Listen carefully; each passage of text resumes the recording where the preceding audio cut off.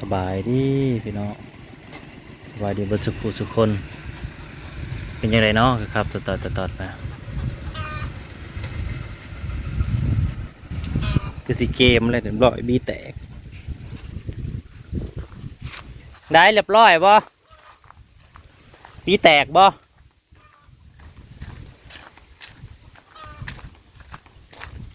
คันขี้เมาบ่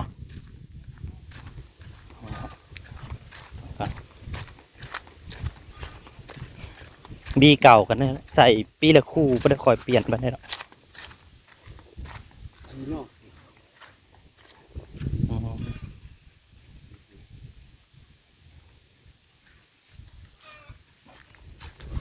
เดี๋ยวไปหาบีก่อน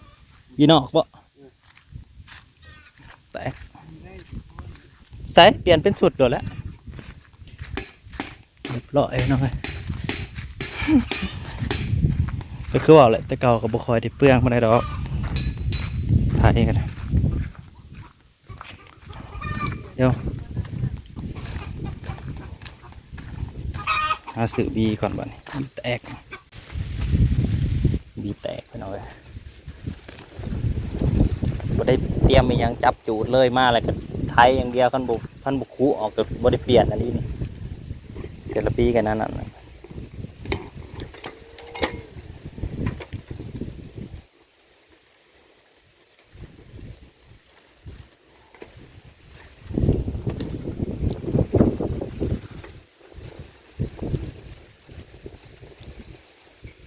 หันลงคุ้งดินหล่นเสียบดินมาชีหันได้แต่ละปีไปน้องตรงตัวนี้จำแหละลูกบีเอาไปถ่ายของแท้ของดีเนี่ยได้เนี่ยกันบดีเทียบเปลี่ยนอยู่ตลอด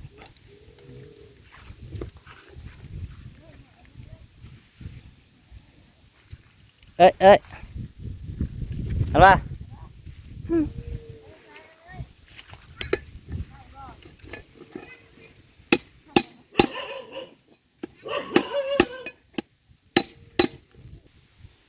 เกม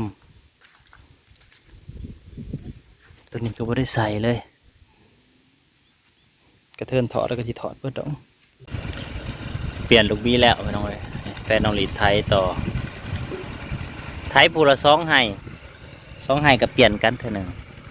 มันก็จะได้พักผ่อนนำเด้2 ให้เปลี่ยน2 ให้เปลี่ยนประมาณนี้จะได้พักต้นนี้ก็อยู่ห่มต้นมะข้อใหญ่เลยพี่น้องปีนี้มะข้อโบเป็นเด้อปีนี้มะข้อใหญ่เขาโบเป็นซ้ำต้นมะข้อใหญ่เนี่ยโบเป็นเท่าแม่ก็พูดแหละอยู่เป้พูดแหละพูดเขาก้าก็คิดไว้ว่าอยากได้ต้นย่างมะลงแถวเดินนั่นแหละแถวนี่แหละแถวไหหน้าเหืออันนี้ปลูกเป็นแถวไว้เดี๋ยวมันออกคือเพิ่นว่าเนาะก็คือว่าแล้วมันต้องออกแท้แน่นอนแหละเฮ็ดอย่างนั้นก็ต้องได้มาปลูกเราทดลองให้ได้มาทดลองให้พี่น้องเบิ่งน้ำกันเนาะว่ามันจะออกแท้หรือออกปลอมรอเบิ่งน้ำกันนั่นแหละแต่ว่ามันแพงคือว่าแหละคันอยู่ไทยเบี้ยละ25 บาทนึงเพิ่นผสมเสื้อเฮ็ดให้เรียบร้อยมันพอซื้อนะเบี้ย25 บาทกับ10เบี้ย250เนาะ20เบี้ย500 1,000ได้40เบี้ยป๊อด1,000 บาทได้40เบี้ยพอซื้อจะนี่ตีเบี้ยละ80 10เบี้ย800คันได้ก็อยากได้สิได้อยู่จัก20เบี้ยเด้อมันงบบ่หลายคือดินว่างวันนี้แล้วนี่ครับปลูกเป็นแถวมันปลูกก็จะเป็นยัง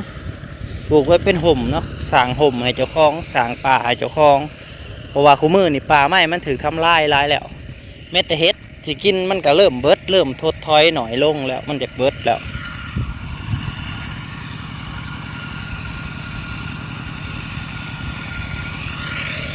ก็ยังว่าลายดอกนะพี่น้องไทยมื้อนี้ก็เกือบแล้วไทยมื้อนี้ขึ้นไปนี่ตอนแรกก็ลงไปไทยไปหันก็อยู่นั่นก็4-5 ให้มาแล้ว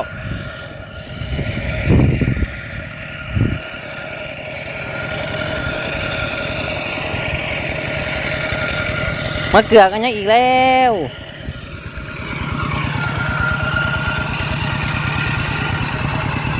วันนี้ก็มีปลาจิกอยู่นะเว้ย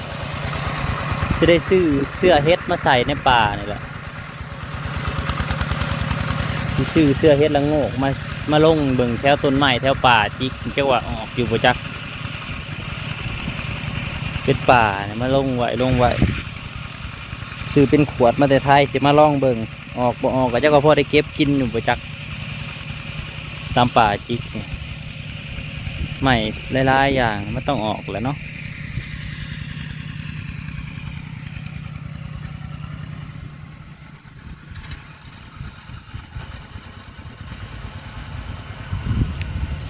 ขึ้นมาโน่นก็เดินเอาบ่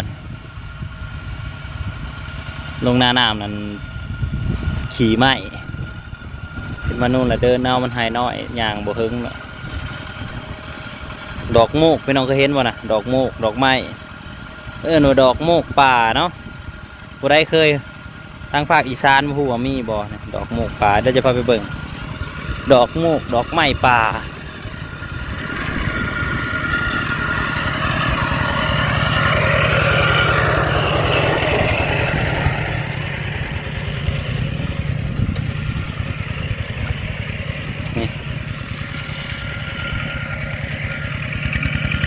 ดอกไม้ป่าดอกมูกเนาะได้เคยเห็น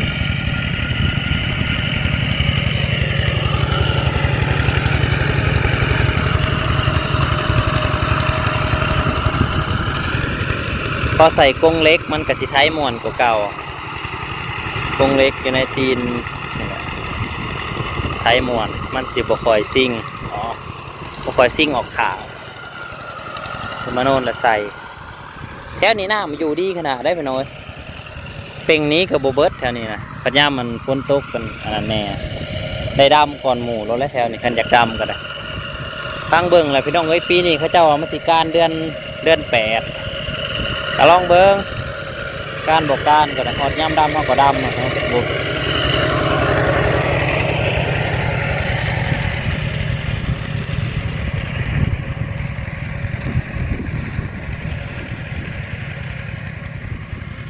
ยังหน้าพญาอ้อยเห็นป่ะ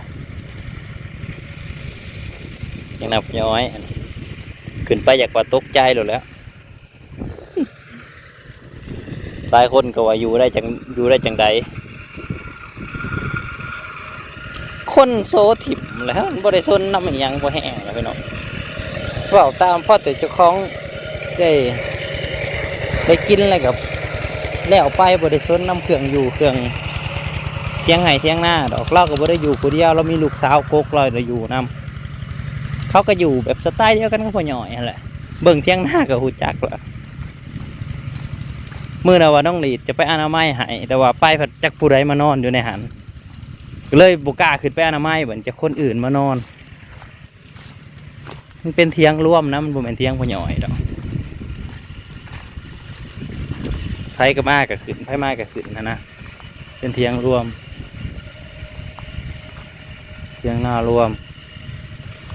ย่างแต่หน้าให้นี่แหละดุดใหม่นี่แหละก็ยังมาลุ้นอยู่ว่ารถไทยเขาสิลงได้บ่ถ้าลงได้ก็ดีใจถ้าลงบ่ได้ก็เอาอีกแล้วสิไปดำได้บ่บัดนี้ไม่ว่าท่อน้ำก็ยังบ่ได้ใส่โอ้ยจะได้ขุดท่อน้ำใส่เลย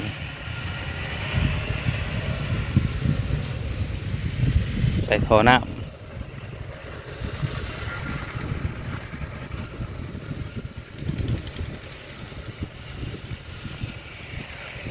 พี่นี่บริกินมะข้อซ้ำต้นมะข้อต้นนี้ก็หลายปีแล้วพี่น้องเอ้ยต้นบักใหญ่ๆ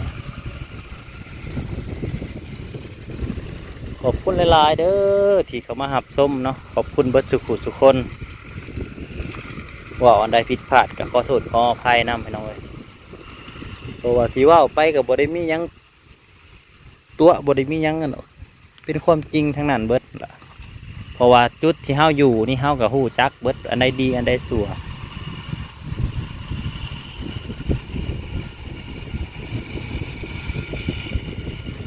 บ่แม่นคนเว้าลอยๆบ่แม่นคนที่เว้าให้ผู้นั้นผู้นี้ว่ามันบ่จริงมันคือ ที่ว่าให้ฟังมันก็คือความจริงเบิดนั่นล่ะมันคือความจริงพอกันใหม่พี่น้อง